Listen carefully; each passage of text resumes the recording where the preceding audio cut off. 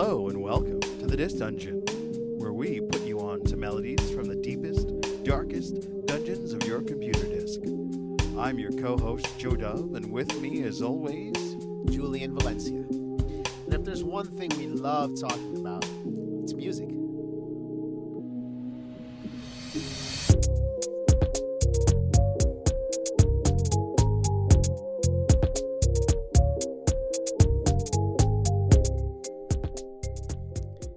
Hello. and welcome back. Hey, what's up, guys? Back from the abyss. From the abyss, from being a man down. Man down. Yeah, that was wild going solo. Solo, you can't hear me. Well, I'm glad to be back, though, guys. And we're glad to have you back. This is episode 6. Healing Smile.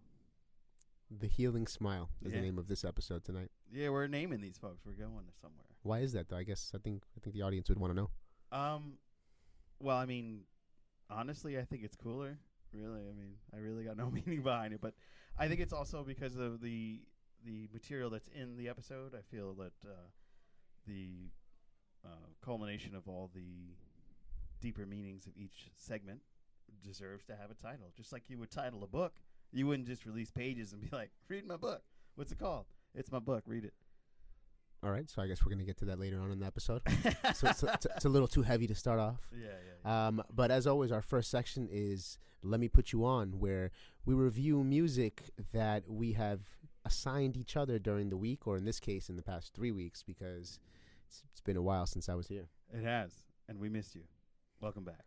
So let me put you on. What was your assignment this week? My Joe? assignment this week was a Frank Ocean album called the Orange Album. Nope. No?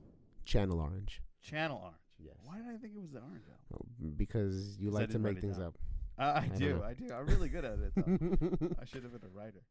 Anyway, this album was the debut solo album for singer and songwriter Frank Ocean, released off Def Jam Records in July 2012.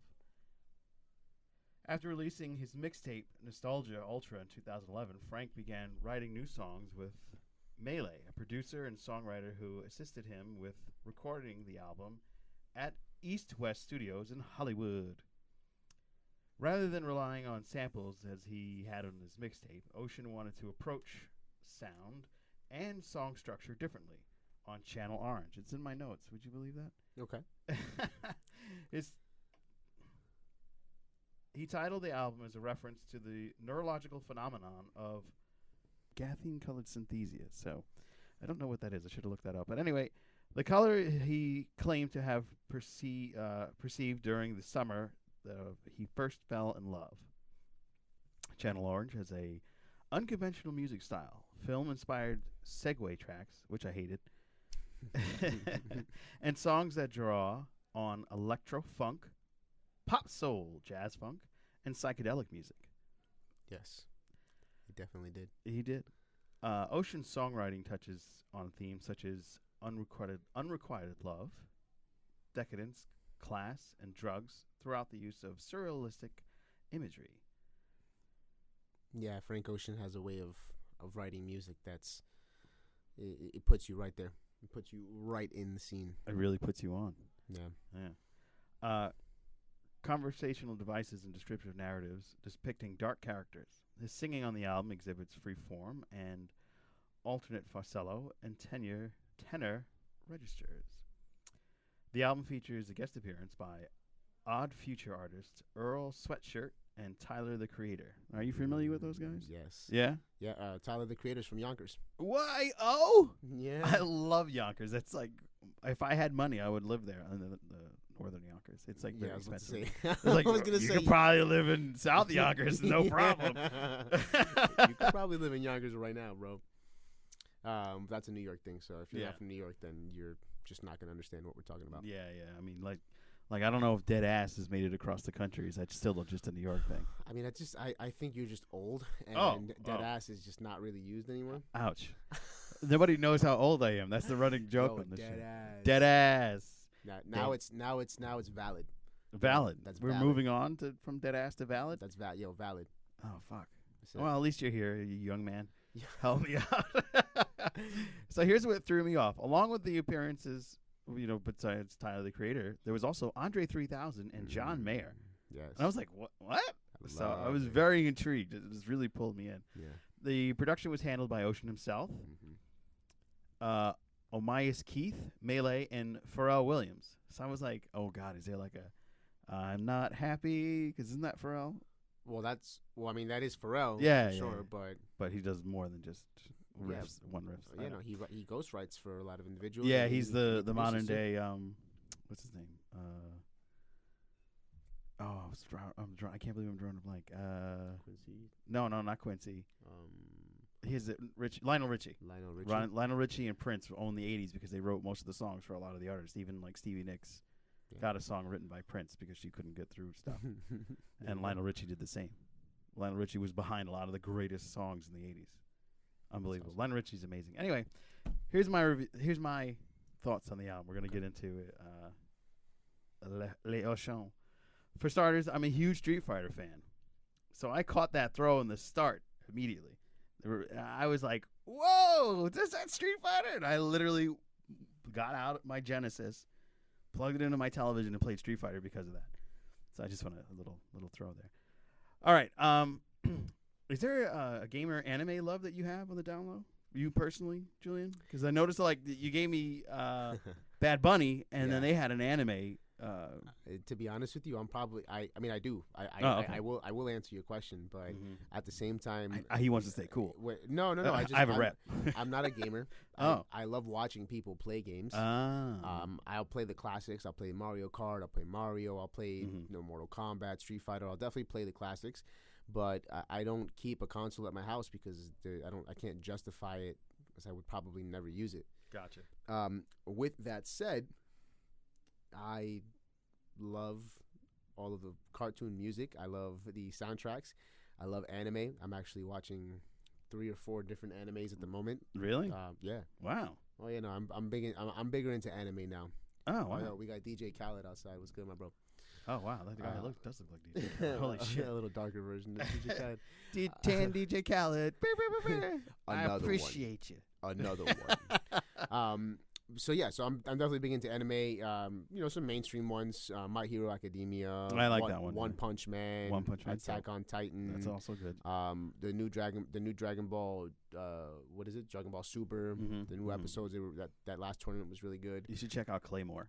Claymore. I've heard of it. I have not seen it yet. Yeah, definitely check that out. It's fucking amazing. Have you seen Demon Slayer? I have. Oh That's also God, good. Demon That's an amazing one. Vampire Hunter D. All right, wait, let's stop. All right, we're gonna. We're a music show. We're not talking about anime. Anyway.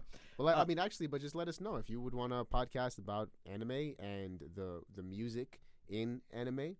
Yeah, we could definitely. Yeah, we'll expand. We're not against that. We're not against it. Not at all. So anyway, back to this album. You know, it reminded me of a Prince album because the funk was there. You know, I felt it. Funk. We bring the funk. And Frank brought the funk, man. I love like the 70s overture of the whole album. Yeah, man. The mixing was amazing. Yep. Even though I don't like those little in between interludes.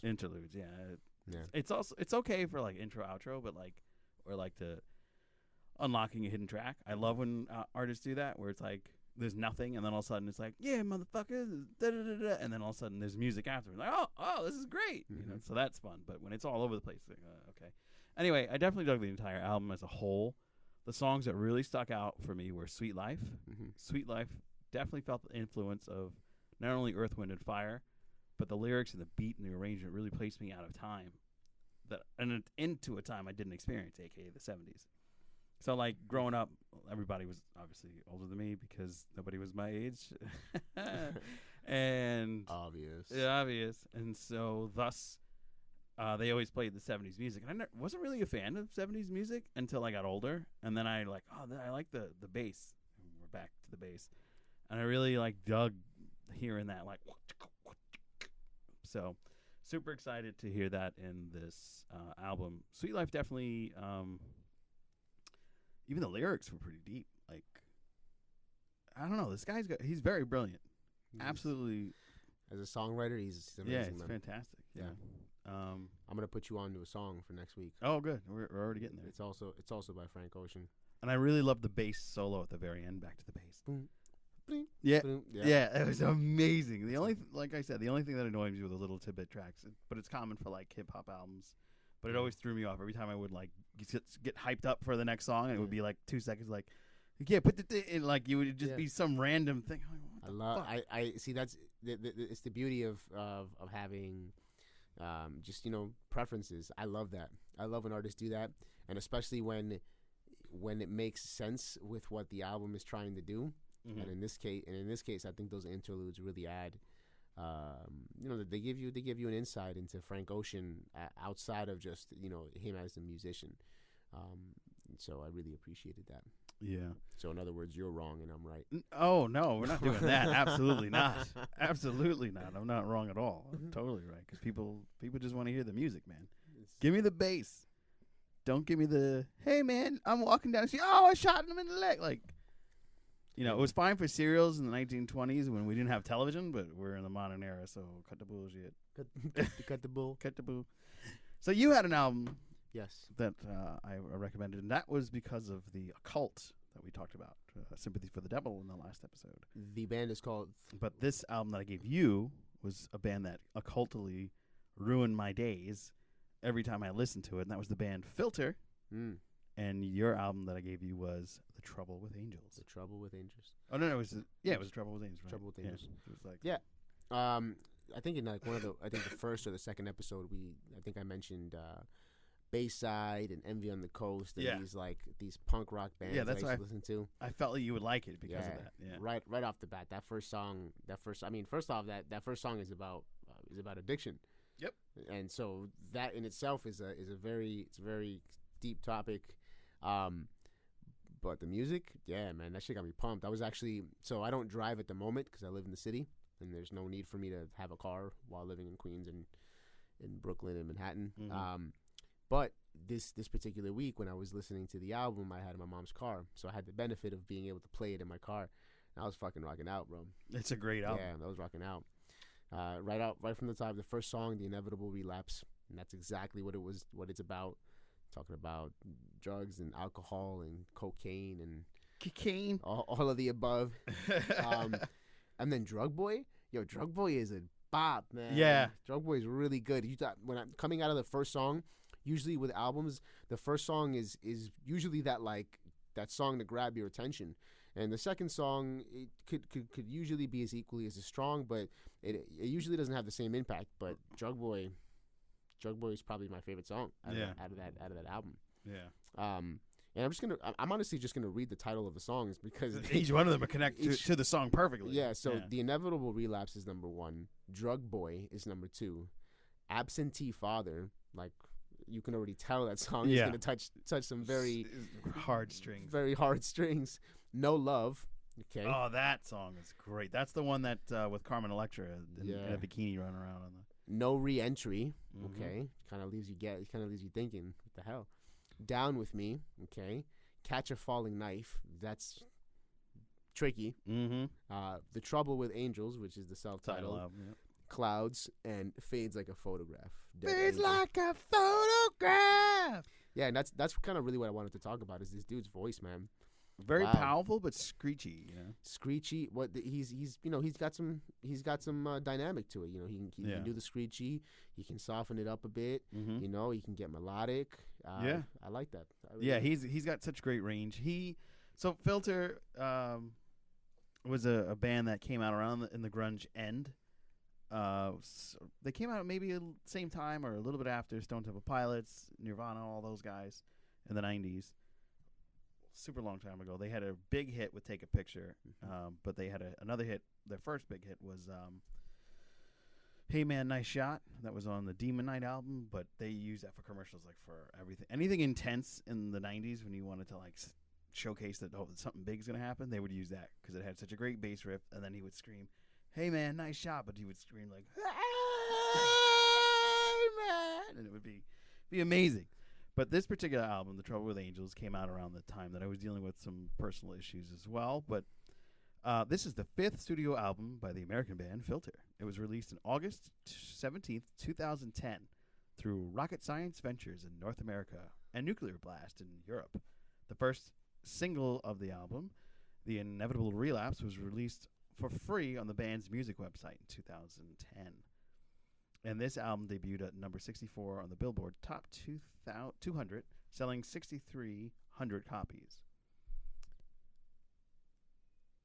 To me, Filter is so intense and everything they do. They also did like some remixes with Chemical Brothers. I don't know if you know the Chemical Brothers. No. Oh, I've heard of them. You've heard of them, yeah. So they did some remixes of that song and then some other songs with them that were they just stand out. And it's one of those bands that not only will give you the intensity that you need to get through whatever bullshit that you're dealing with, but it'll also pump you up enough to like speed up if you're running late for work.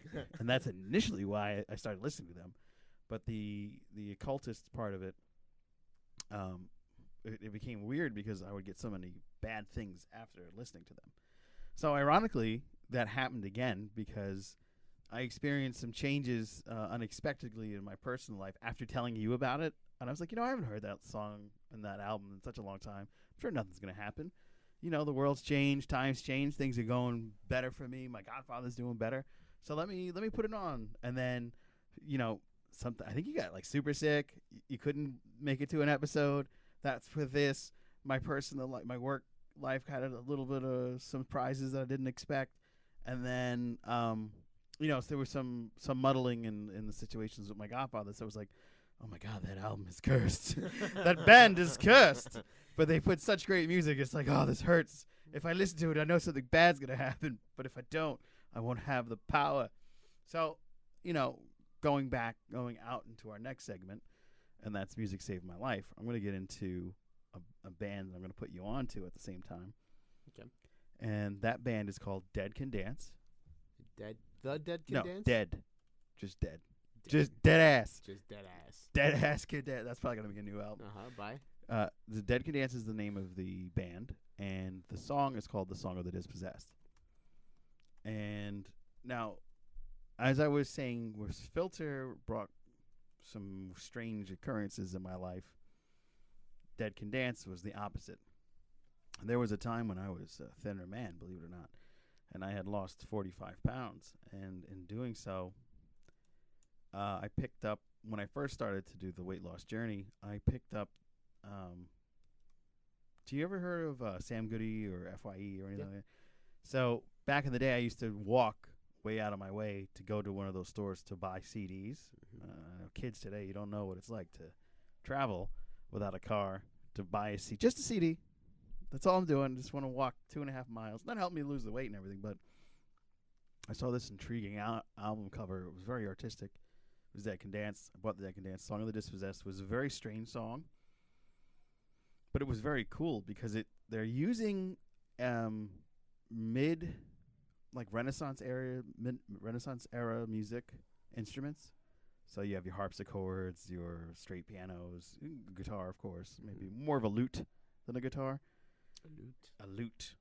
And it's really such a deep and interesting group because, for years I thought the woman singing, Lisa Goddard, was actually singing lyrics, and it turns out she was just scatting or mumbling, kind of like Grimes. Mm-hmm. Back to that. And that's exactly what happened. She's not saying anything. It's all, I thought maybe it was like Arabic. Nope.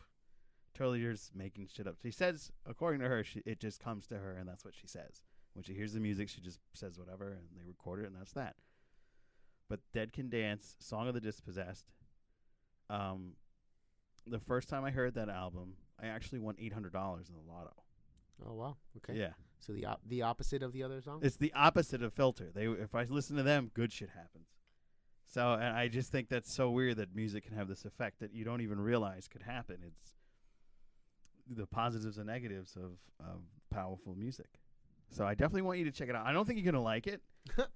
I just give you warning. You might hate it. You might not like this. Yeah. But ironically, things have turned around. I picked them back up last weekend. My Godfather's got some really good news. The surgery that he had was a success.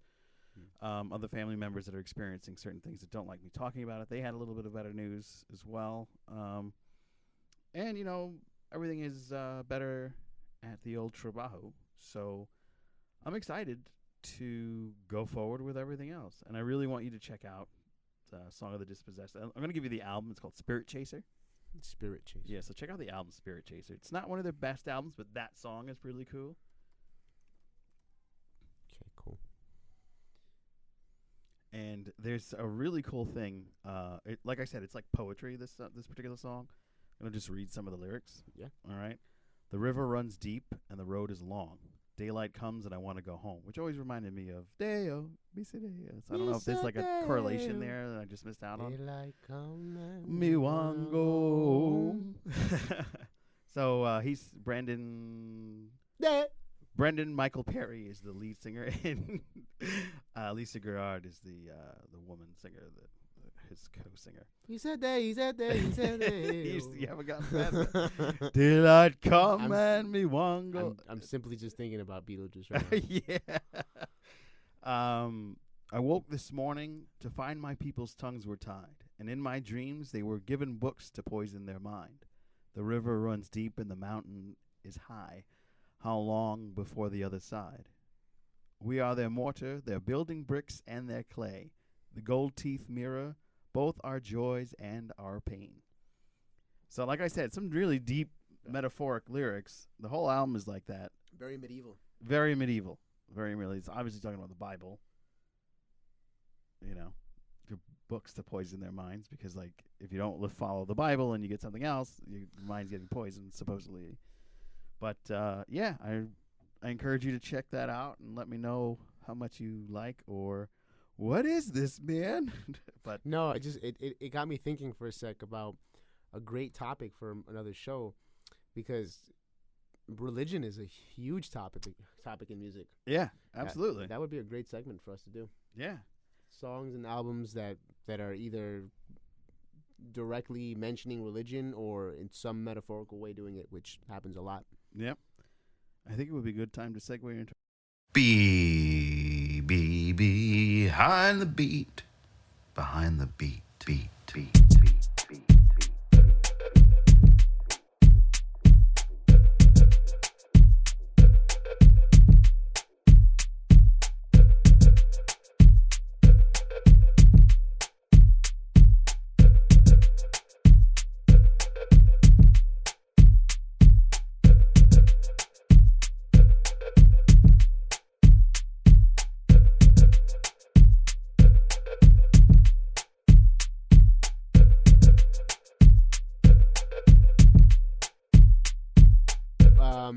Obviously Joe has talked a lot so far this show, so I'm gonna give him a little break.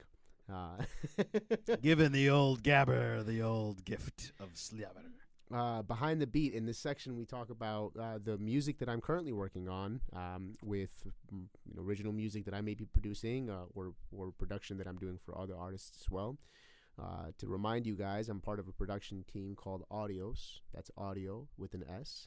You can find us at Made by Audios on Instagram and pretty much everywhere else. Made by Audios. So after shamelessly plugging myself in, nothing wrong with that. Yeah, I have pretty much 3 different topics to talk about. This week there was a open mic that I attended in Mount Vernon called Sessions at 159. My old town. Yeah, this is the second open mic that we do.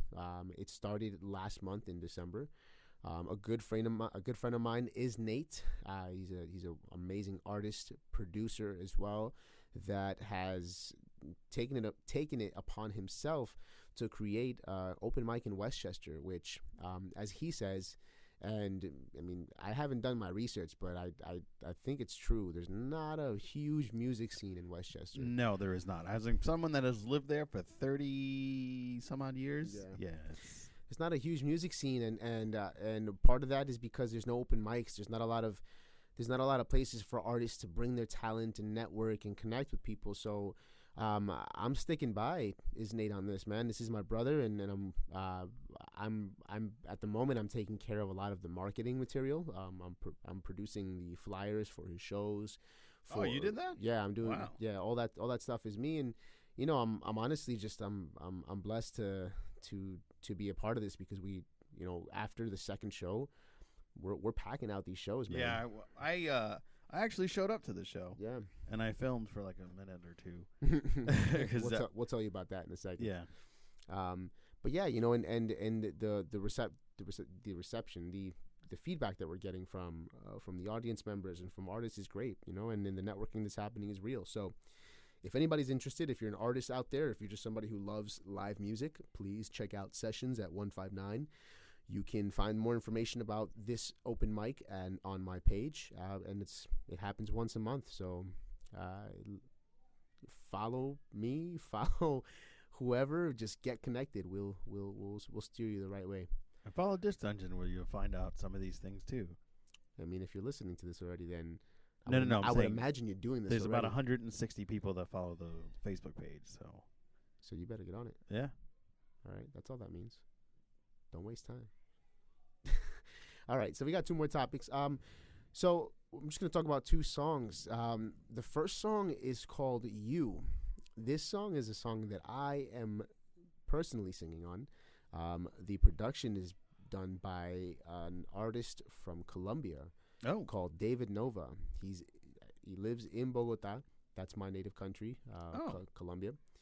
And this is a song that me and him have had in the works for a long time. It's actually taken me about 2 years to write this song.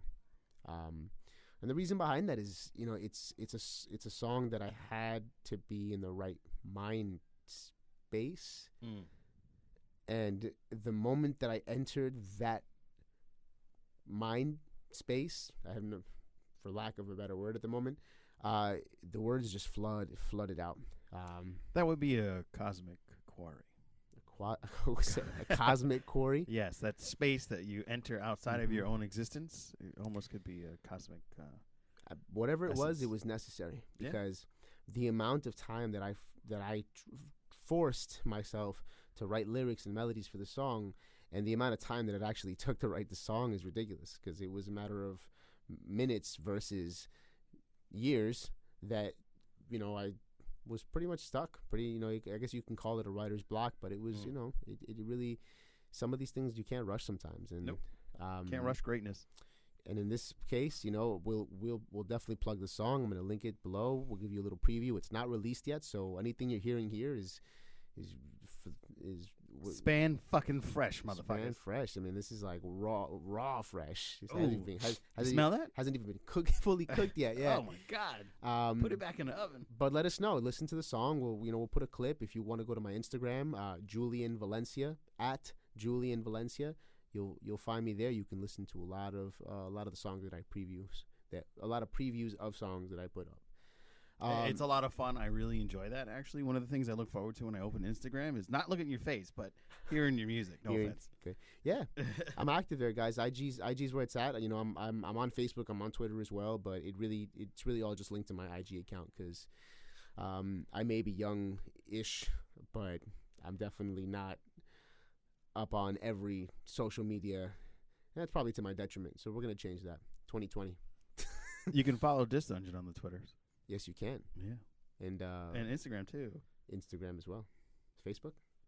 Yeah, Facebook, 160 likes, something like that. So Facebook actually has got some love. It's great.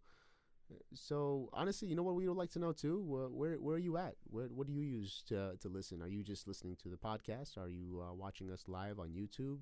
Shout us out. Give us your name. Tell us how you're doing. We'd love to talk and interact. To end this section of Behind the Beat, I thought this was a fun way to end it. My friend is getting married soon. Congratulations. Yeah, his name is Chris Lopez. And so his for the song that they're going to use to walk into the reception after they get married, they wanted to do something funny and witty. So what they did is they rewrote the lyrics to Livin' La Vida Loca by Ricky Martin, and they called it Livin' La Vida Lopez. Oh, how clever. That's something I would do.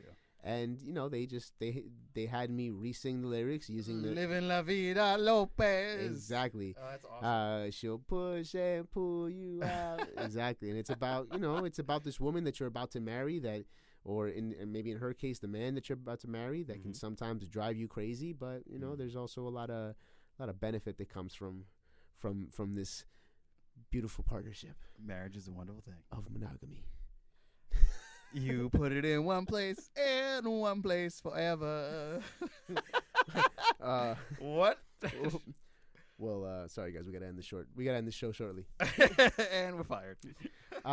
Yeah, so that was a lot of fun, man. Oh my God, I can't. I mean, are you gonna let me hear that though? I mean, Yeah, no. Okay, and awesome. I'll let everybody else hear it too. Oh, even better. This is just me doing a cover, and it's for a show. So please, nobody sue us. We're not selling this. Ricky, don't sue us, man. Don't sue us, Ricky. Don't sue us, Ricky. But yeah, it was just a lot of fun to do because usually the music I'm doing is there's a very serious connotation to it sometimes because I'm trying to get, I'm trying to create this masterpiece, or You're listening to emotions. Yeah, or I'm trying to pour out my emotions, and in this case, I'm just having fun. I'm singing somebody else's lyrics. It's gonna be played at a wedding, and it's it was just a fun experience. Question: is the wedding in Colombia? So you're mixing two different things. Oh. David Nova is the one who made the song "You," the one that I showed you. Like, correct. This "Living La Vida Loca" is my friend who lives in Yonkers. Why? Wait, is he gonna get married at Untermeyer Park? No, he's not. Oh, God damn it! But a cult returns. Hey, but he will get married somewhere. Okay. Let's not have people just show up to his wedding. Yeah, right. No wedding like crashes me. here. Hey. And like I said, that's music as well. Sometimes just having fun and doing things just because you're helping your friend out. That's what's up. I know you're gonna have a good time there. Yeah. You're gonna have even more fun because you're a part of it. Mm-hmm. So Yes. have fun doing that, and make sure to eat a lot of shrimp if you're not allergic. I don't know where this shrimp comment came from, but I like shrimp. Weddings. The best thing about weddings is the shrimp cocktail. Is it shrimp cocktail? Yeah. What if they don't have shrimp cocktails? That's depressing. Depressing. 'Cause I had it in mind. I was like, let me get that shrimp, Let me get that shrimp. and then they took it away real quick. Okay, fatty, no more. Yo, let me get that. Let me get that shrimp. And so now, guys, speaking about shrimp, No, that moves us into our next section, which has no correlation, that's no a shrimp. no buffer, going in raw. No. Tricks of the keys. We bring you tricks of the keys. I thought this week it would be a good week to talk about a song that a lot of us are familiar with. And what's even more astonishing is this week's Tricks of the Keys is not from me. Oh, true. Yes. Yeah. And it's something that I knew a little bit about, but when you were talking about it, I was like, oh, yeah, that's awesome. So I'm super excited. Go Okay. for it. Well, this one is Madonna's classic, Like a Prayer. Life is a mystery. Now we're sued. but before we start, again, in the comment section, if you have any more material to add on this, because I bet there's a lot of people out there who know the innuendos and the double meanings behind the song. Double entendre. So just comment below. Let us know what you know. Maybe we can share information and learn a little bit ourselves. And for those of you that are listening directly at the podcast, just so you know, you can hit us up on YouTube, tobeseen.com. Now, I've said tobeseen.com, but let me give you the proper spelling. That's the number 2, B-E, like in B, scene like in a movie, so SCENE.com, or just type in 2, BESCENECOM, and we'll pop up.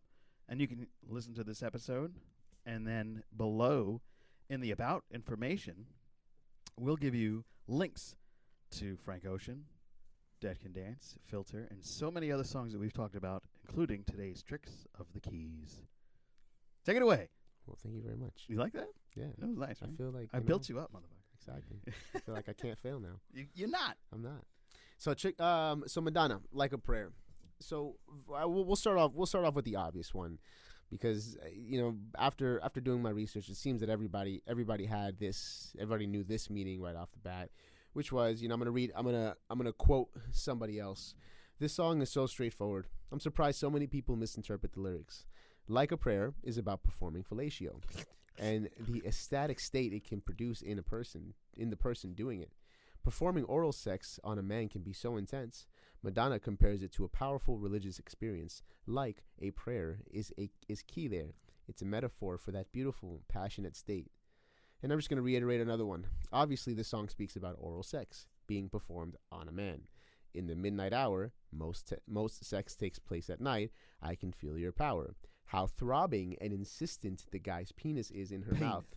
Down on my knees, I want to take you there to orgasm. Hear You Call My Name happens a lot when someone is really enjoying themselves, along with Oh God, I Think I'm Flying, describing the ecstasy during sex.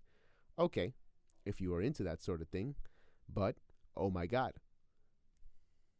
And I'm not going to keep reading because the point is that a lot of people take this song and they really think it's a spiritual song. They really think that this is religious. And when you first off, you got to think about Madonna. Madonna has been controversial her whole life. From the first album. From the go. Out the gate. Controversy. So you know that when you're dealing with Madonna, you're getting more than you bargained for. And that's what she loves. And that's why I love her, because I think Madonna was really able to push a lot of boundaries. Like a virgin. Hey! I mean, I honestly love it. I love music that's controversial, that splits opinions, that's not just so straightforward. In this case, people think it is that straightforward, but Madonna is purposefully wrote the lyrics the way she wrote them because she wanted multiple meanings. So that's what she was going for, and that to me is genius. It's genius when you can pull that off, and everybody listens to the song, and then they get multiple interpretations of it. That to me is what storytelling is about. And she's fantastic at it. She is. And she's actually just came out with an album too, not too long ago. That is true. Yeah, she's amazing. I have not listened to it. I haven't. You thought I was going to say I have, right? No, okay. Well, I mean, I don't know. You listen to a lot of music. I do. I have a huge eclectic taste. It's on my list. And then to top it all off, her music video features Black Jesus. Black Jesus. And boy, did those Southerners hate it. Yeah, I mean, around the time when did this album? I think it was like 87 or something like that. Like a prayer, man. I mean, exactly. If I know it was like, if that would raise controversy now, not as much. Imagine back in the 80s. Oh my God, it's crazy, man. So honestly, I tip my hat off to her because I admire that. I admire when you can be bold in times where everybody kind of wants you to dumb yourself down a bit, and Madonna was anything but that. I also like the fact that we both agree that we both love Madonna. Yeah, fuck that. It's like unison. Oh yeah, she's amazing. Madonna's amazing. Yeah. And that's it for the tricks of the keys today, guys. Hosted 1989. by 1989. Yep. Oh, okay. Like a bird came out. And I was born in 1990, so I was born a year after. Oh my God. Tell him when you were born, Joe. Nope. You're never gonna know my age. You're never gonna know. Never gonna know. Like a little time, you will never know when. Okay. I don't know. That's a stretch. I think we need to stop while we're ahead. No. All right, guys. Well, this was amazing. This was episode 6. Joe, do you want to leave off? Smile. The Healing Smile. Yeah, remember that title, man. Would you like to say anything else before we part ways? First of all, I'm glad to have you back. I'm glad that the dynamic duo is back on the forefront, fighting crime and music together again. Together again. Another Madonna song. Ooh. Was that Madonna? Yeah. I don't know, guys, but as always, it's a pleasure. Thank you for listening to us. Thank you for dedicating these 30, 40 minutes of your time. We are 100% open to anything that you guys want to talk about, as long as it pertains to music. And honestly, you can talk to us about anything. Much love. This is Julian Valencia. And I'm Joe Dove, telling you to go like us on Facebook. Check us out and follow us on Twitter and Instagram. And always share the